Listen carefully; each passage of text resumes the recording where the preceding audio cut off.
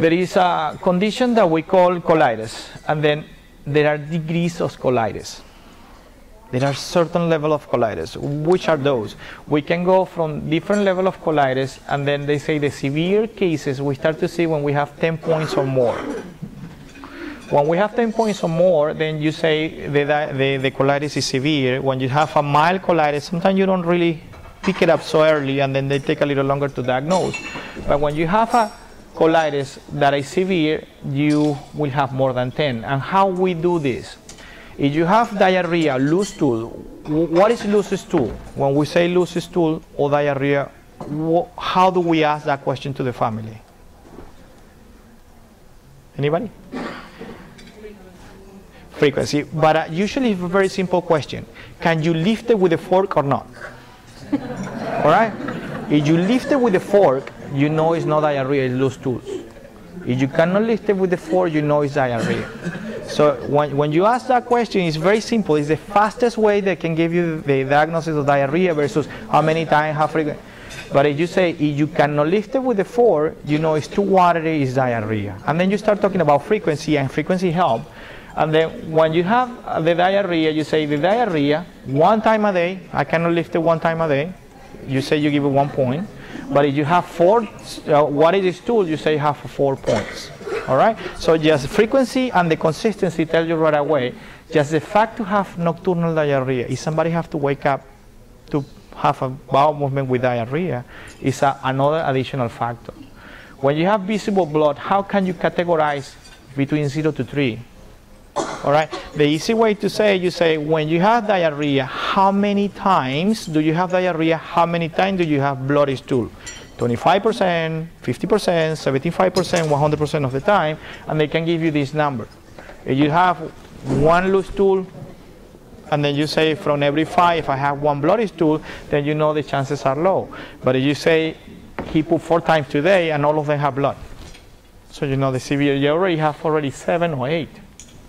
Just there, right? So when you have incontinence, so he cannot hold it until he go to the restroom, immediately give you 1. Abdominal pain is the same thing as frequency, bloody presence of blood. And then when you say abdominal pain, you say, I would probably say, for them to categorize the intensity. And then from then you divide it, like every 3 points you give it 1, if you use the category of 10.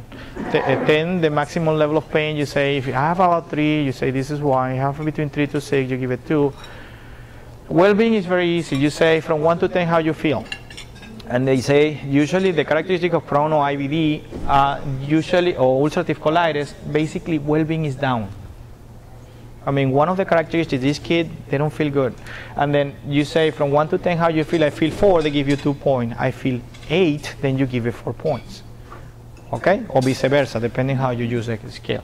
And the abdominal tenderness, the intensity, sometimes discomfort, sometimes painful, sometimes you cannot touch it, you give it 1, 2, or 3.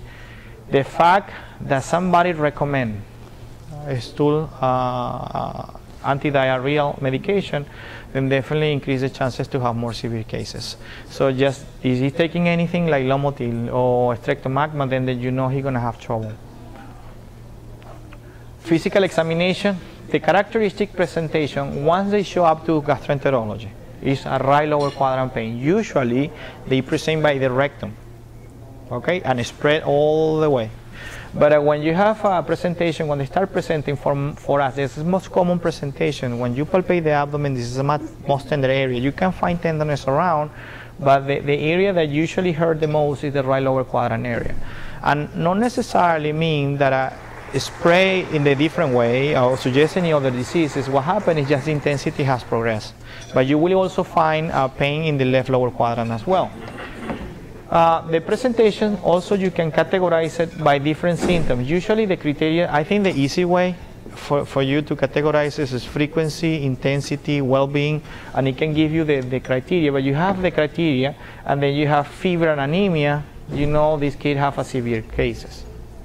If you already know that there is anemia enough there, and then they have these symptoms, you know this is going on for a while, and then you might need to intervene a little faster. You can present with just gastrointestinal symptoms and anemia, or you can present with extraintestinal manifestation. And which are the extraintestinal manifestations? We have the characteristic of Usually this discomfort in the extremities, usually arthralgia and arthritis. You see this kid having trouble with the joints, especially the hands and the elbows. Then the other characteristic is skin presentation. Pioderma gangrenoso and erythema nodoso. Probably you know that. The easy way to find out what is a pioderma gangrenoso is you have an ulcer that look ugly and nothing can be cultured from there. Okay, and then once you start it, you cannot make it return at least until 4 weeks, 3 weeks, 4 weeks. And you're gonna continue no matter what you do. I'm gonna show you a little picture. But it's a ulcer, crusty ulcer, that whatever you culture, nothing come out from it. And then the erythema nodoso basically is just a red area we bump underneath of the skin, and sometimes painful. So you can see the redness and a little bumps over there, and that's erythema nodoso. The pioderma gangrenoso is a pathognomonic of ulcerative colitis. You can see it in both, but I give you more idea for ulcerative colitis, and erythema nodoso is more commonly in Crohn's. Then we tend to see episcleritis and uveitis, and another characteristic of when you have one of these diseases is liver disease. Characteristic elevation of the transaminase, but the two scary one that we deal with is a primary sclerosis cholangitis that is narrowing on the liver channel down to the biliary tree. So it's a primary sclerosis cholangitis and autoimmune hepatitis. So the body develop antibodies that start fighting against the liver. All right. So we might need to treat the colitis, but also we have to focus in this. And then you start to see a patient with rectal bleeding, and then you tend to see elevation of the transaminase or elevation of the bilirubin. Is something that can clue you what you're dealing with.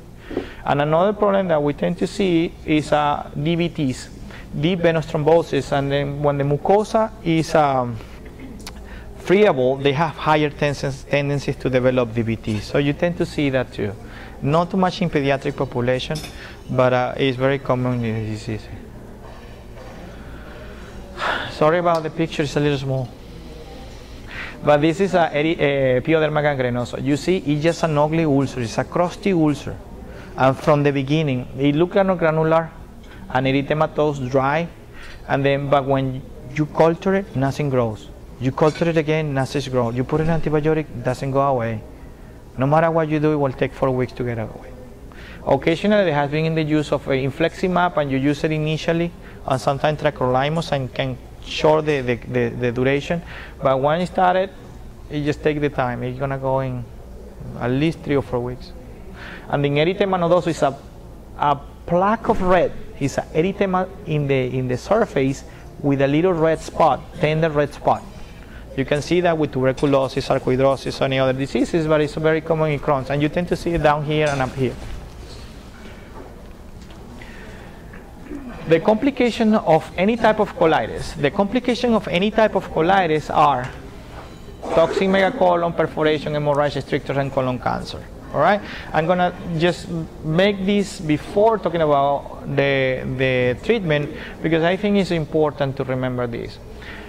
Any type of colitis, I'm not saying ulcerative colitis, Crohn's colitis, it can present with Hirschsprung disease, it can present with neck, it can present with any type of colitis, all right? Commonly you see it in Hirschsprung disease or commonly you see in ulcerative colitis, but the fact that you have this diagnosis, a toxic megacolon, then definitely doesn't really tell you this is just one specific disease. It can happen with anybody with severe colitis, and it's a very dramatic situation. Colonic perforation, I remember one day I was scoping a patient. It was in New Orleans. Patient bleeding for 2 or 3 weeks. Nobody can make it better. It was in multiple medication. There was a concern about this patient have adenovirus infection, CMV infection, herpes, or this is colitis. So somebody have to go there and do a biopsy. And then we went to do a colonoscopy on him. We just passed the rectum. Just pass it. No pressure, nothing. A little bit of air insufflation and they keep perforating. So they're super sensitive. Nothing happened, no? You just send them to surgery, the stitches, that's it, and put it on antibiotic, but they have high risk of perforation. So you have to be really careful when you consider a severe colitis, trying to do anything with a little high pressure. Probably the anesthesia event or probably just a little air insufflation in the rectum was enough to trigger this. So it's very sensitive, and we have to be very careful when we're dealing with